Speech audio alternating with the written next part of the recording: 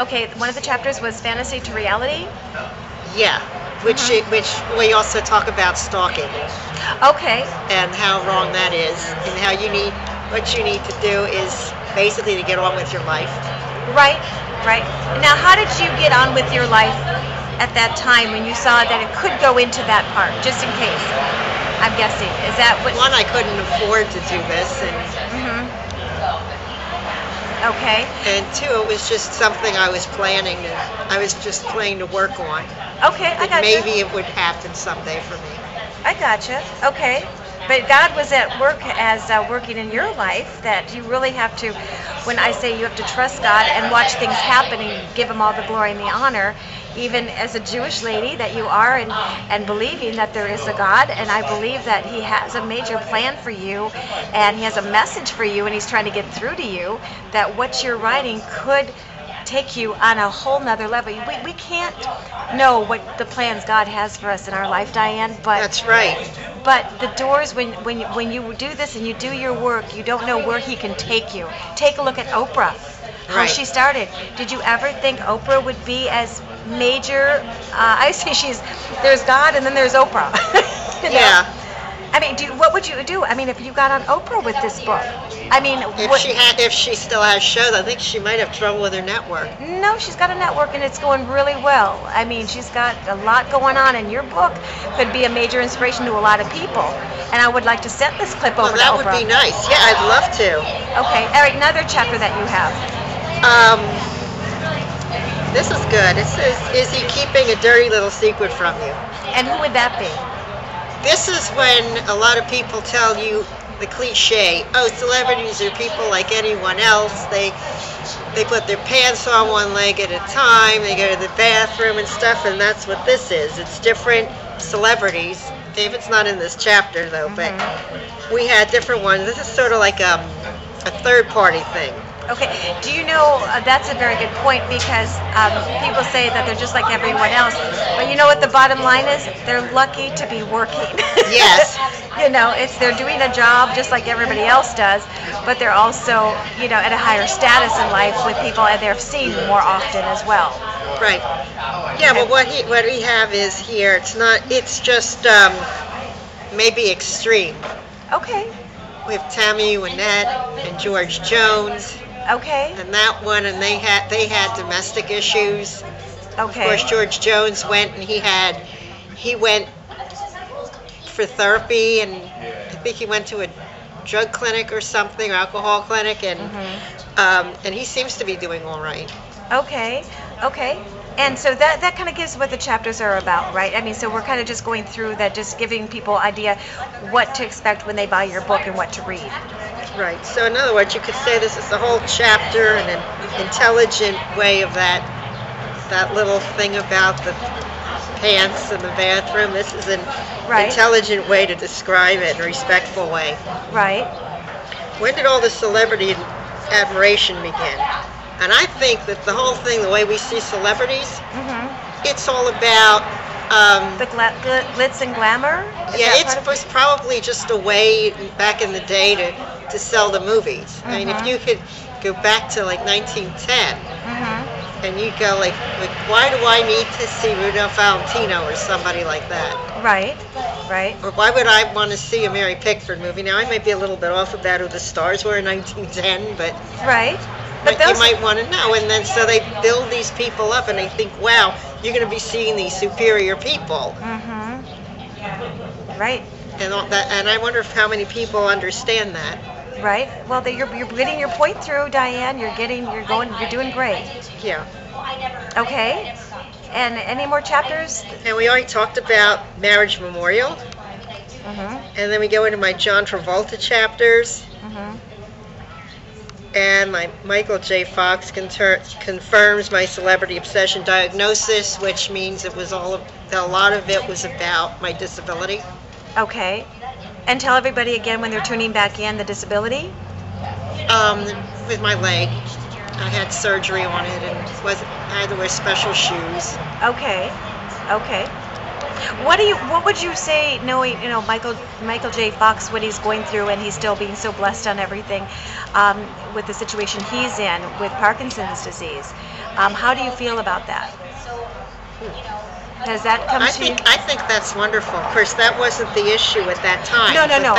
I mean yeah, now. But now I'm glad that he's doing something positive about it. Right, and let's bring up Michael J. Fox. If you were on a talk show and they had your book, besides getting me, because I'm the one that gets you to the talk shows. Okay. I'm the promoter, besides Right. being the talk show host. God brought you to me when I was doing this book. Well, I was staying at my son's home, and I needed to swim. I had some regrouping time. Well, all of that was God's work. You're right, it is. You I can't. mean, he could have lived anywhere. Right. And here you are swimming, and we're in the pool together, and you said something, and I think you were on the phone with somebody about it, and you had a talk show or something, or right. Wow. And you were telling me about your book, and I said, this is interesting, and you said, I'm almost done with it. Yeah. So, and then you sent the books to our production company, and like I said, they're going through this now. So and things take time. It's like planting a flower. You can't rush it. You can't wait for it to be beautiful. You have to wait for the growth sprout on it. And when your time is ready, as my mother always said, you know how a diamond is made before she passed away. She said, it's cold, that's it. And now it's become the diamond, and it shines. So just be ready with this book and promotion with what I do in my life. No, I'm not crying. My eyes water a lot. Okay. I know we're in Arizona. Yeah. Okay. So we're kind of going through the chapters, and you have a couple more. Yeah, we have. Then we got phase 2, which is talk about your real life. In what ways does your celebrity obsession reflect your real life? And this is like so these are your answers that you put in. This is all the crap we have to go through, that we have to face up to. Right. And I was talking about this book, Sybil. Okay. And that her doctor told her, you've got to go back to the house where you lived. You've got to look at that shed where you drew the purple crayon. You've got to go into that green kitchen where your mother did all this terrible stuff to you. And that was the only way that she could begin to get well. Right. Let me ask you real quick. I'm going to stop you because I want to ask you, how was your upbringing as a child? How was your upbringing as a child? How was your environment with your mom and your dad? We lived in a middle class environment, a lot like what 50s TV land wanted to create, that kind of environment. Were you close to your parents, your mom or your dad? I think yes, I was, but I think as a disabled child, I think I was overprotected. Gotcha. And what did your parents do? Are they still around? But no. No. Can I ask you, because a lot of people don't get it, and this is important, and I have to bring it up because my parents had passed away at a young age, and my father, after my mother passed away, they were soulmates, and I saw her heart want to be with him. And your parents have passed, and there are some people that haven't gone through that yet. They haven't hit that stage, and that's a tough one to go through. How were you at that time, if you were close with your mom? I mean, did you get through that period okay of life when she had passed? Because some people are really super close. I think I learned to handle it. Right. And did that change your outlook on life at all? Because it sure did to mine. I read Joel Osteen's book after that, and it really changed my life, and watching him as well. But did that change your life? Because I see people when that happens. It happened to my daughter-in-law recently. She lost her father, and her life she is a treasure in her light that shines. And, did anything happen that changed your life when you realize how precious this life is and how long we are on this earth? I don't know. I never gave it that much thought. Okay, that was just a question I wanted to bring, to the table. The table at Starbucks. Sure. Well, Diane, let's go back. So you kind of gave some hints on what your book is about. Now show us the cover again, and show us, what does the cover mean? You were asking. I'd like to ask you that as well. This whole thing is based on the Partridge Family bus. I figured that. I was thinking of the Partridge Family as well. Yeah. Yeah, and this is the picture I fell in love with, and I want people to see that, and I wonder if they're going to get the message that I got when I read that chapter. I could read that a little bit. I would like that. Okay.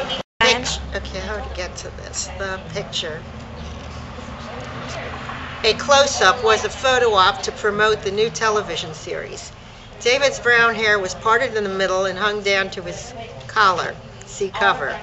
He was singing Together, Having a Ball.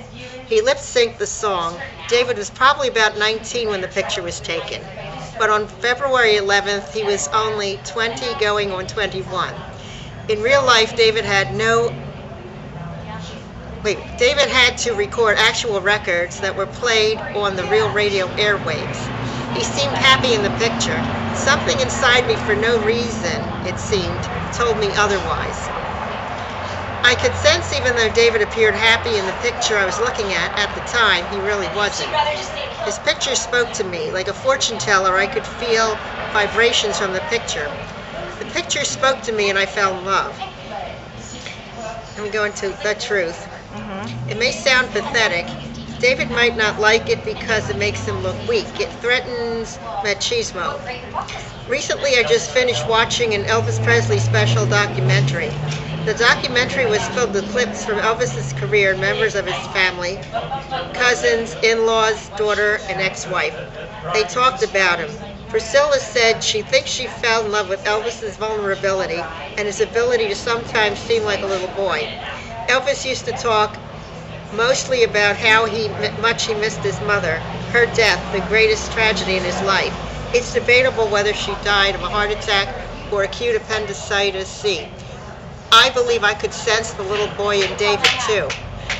I looked at David's picture and it said to me in that mellow voice of his, it's hard for me to go anywhere without being mobbed. It's hard for me to go to the beach, shopping, the cleaners, the mall, the movies, the restaurants.